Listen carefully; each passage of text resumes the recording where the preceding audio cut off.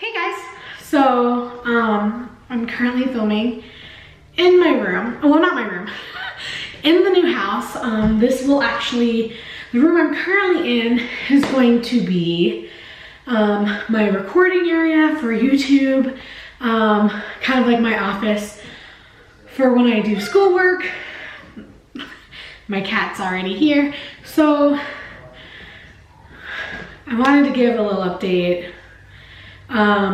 This series, well, it's not even a series, what the videos you are about to watch are of me, Hershey please, of me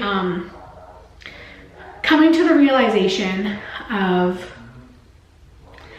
my reasons why I needed to leave the church that I was at here in Missoula. I came to the huge realization a couple, had to be maybe a month or two. So January, yeah, a couple months after my mom died. I had gone through this haze of just not wanting to be around people, but also just rethinking of everything that my mom had taught me from day one. Hi Hirsch. But beliefs wise and religion wise. So I grew up going to church, and you'll hear the TV playing in the background as well. And I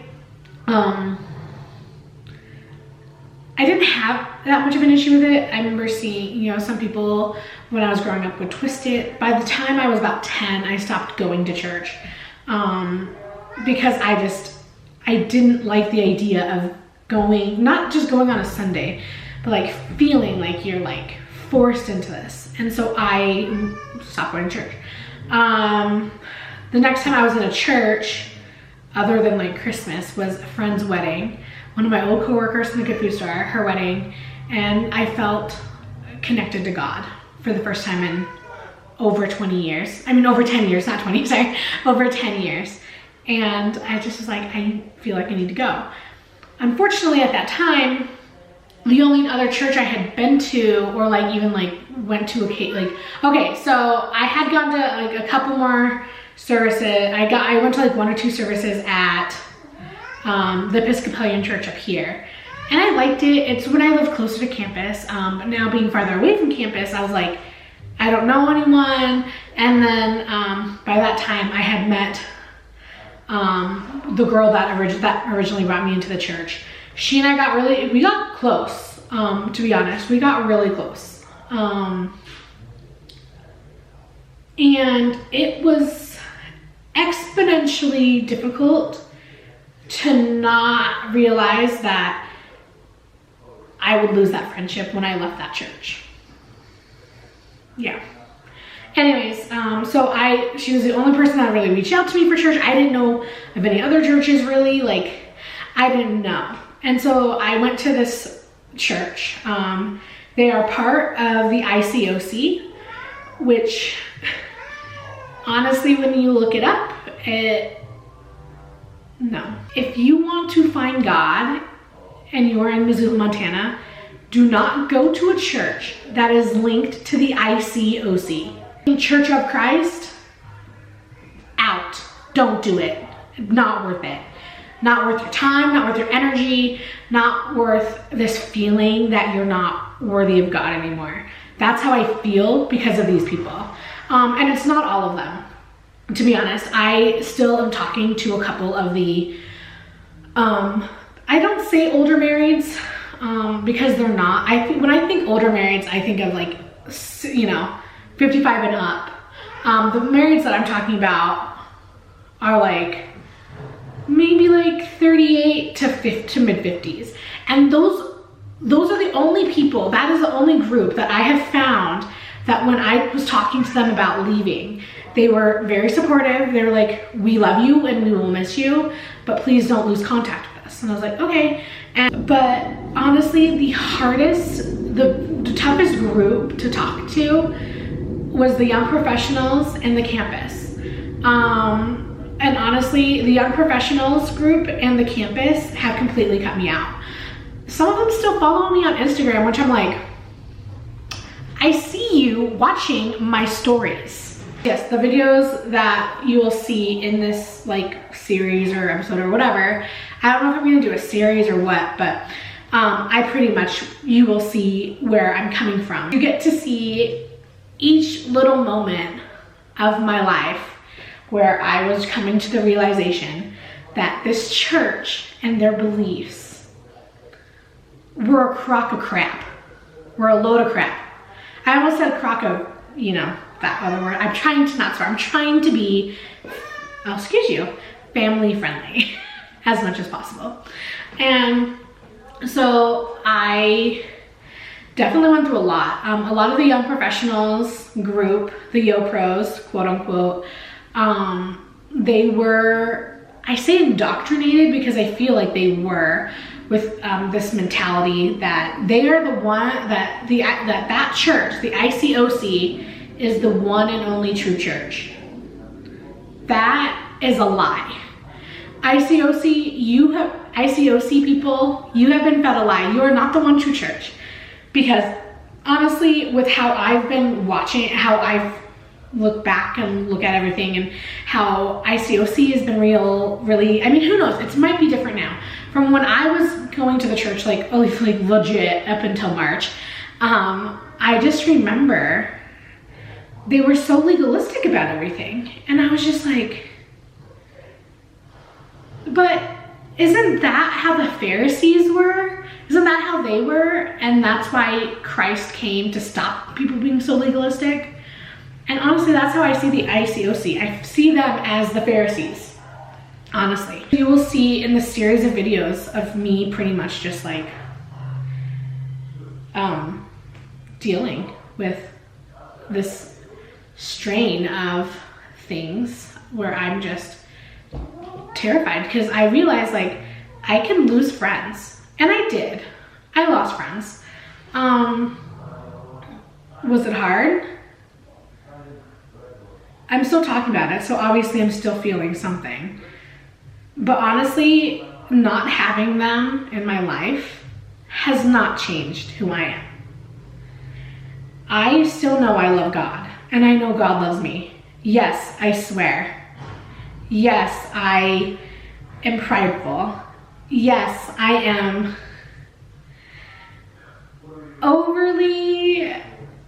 sometimes overly selfish.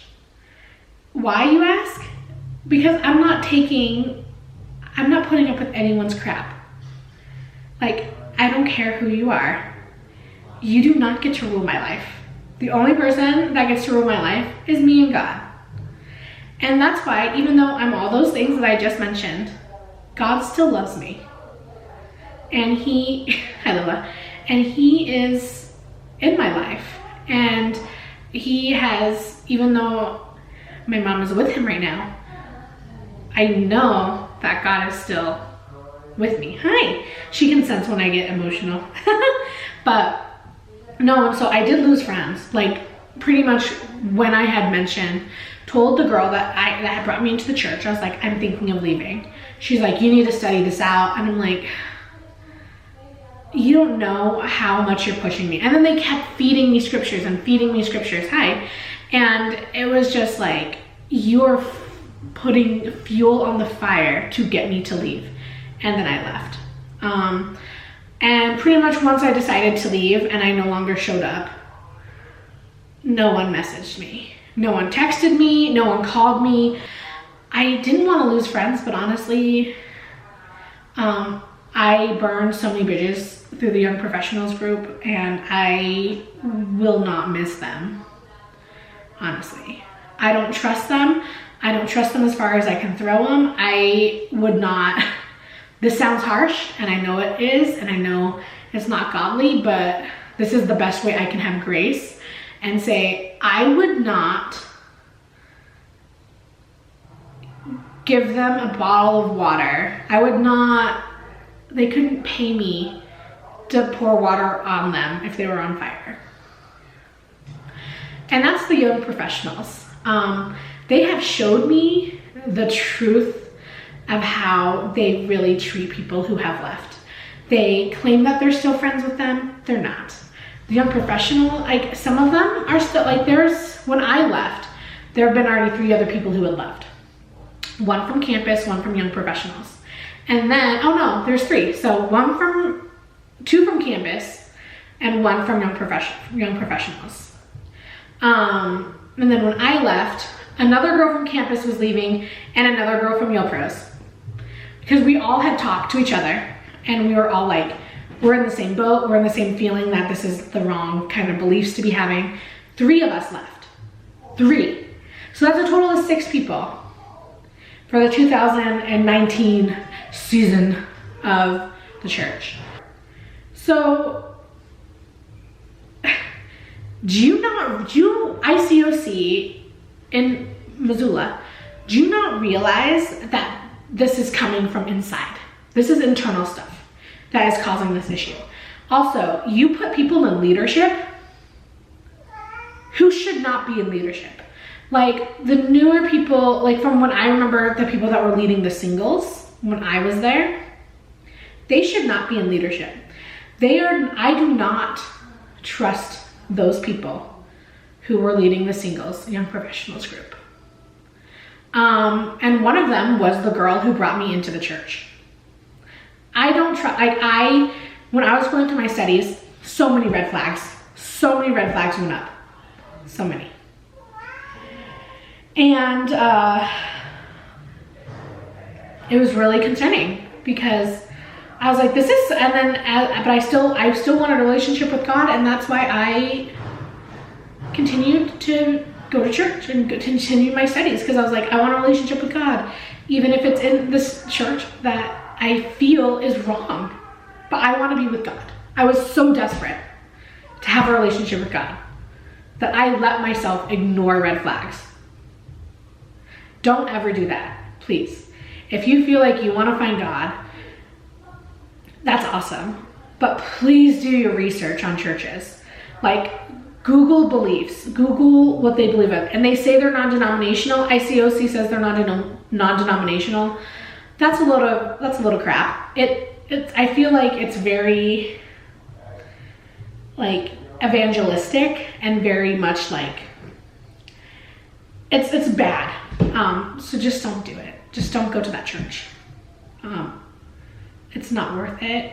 It's not worth your spirituality.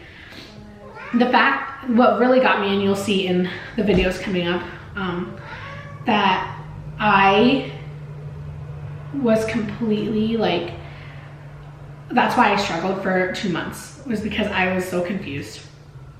And I wanted to stay in the church, but I definitely had, and some people say to me, when I said my mom was with God, because my mom loved God. She tithed, which meant she gave to the church. She read a passage every Sunday when she was able to make it to church. And she did so many volunteer things for the church. She did so much for the church. More than any of you young professional groups out there in your ICOC church could ever imagine doing. My mom was a freaking saint.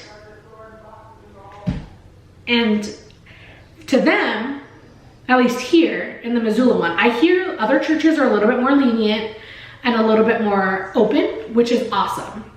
But I'm talking specifically about the ICOC branch in Missoula, Montana. And I have no shame calling them out. I'm not gonna say the actual, you can easily Google ICOC Missoula and find the church. So you do that and you will see which church I'm talking about. Anyways, no, but a lot of the young professionals would say, when I was like, my mom's with God, she loved God so much, and they're like, well, you don't know how God works. So I was like, well, either do you, but I believe my mom is with God. And they're like, we need to study this out. Or, I don't think it's, let's study this out. Or, we need to think about it. And I'm like, excuse you, my mom is with God. And I know that wholeheartedly because she loved God. There are people, and just because she wasn't baptized in the church doesn't mean that she's not gonna go to heaven. Like, there are people who are in this church, who were baptized in this church, who I don't think God would want in heaven, because their hearts are complete crap. Their hearts are not where that should be. And the couple of the people who I was talking to when I had left, that I was thinking of leaving, were totally like, we know that there are issues with this church. We know the reason why. The leaders who were, the two people, it was a married couple who were the leaders here before, who had left sometime in January or whatever. And pretty much they're like, those people in leadership are no longer in leadership. And we're trying to repair the damage they did. And they did some damage.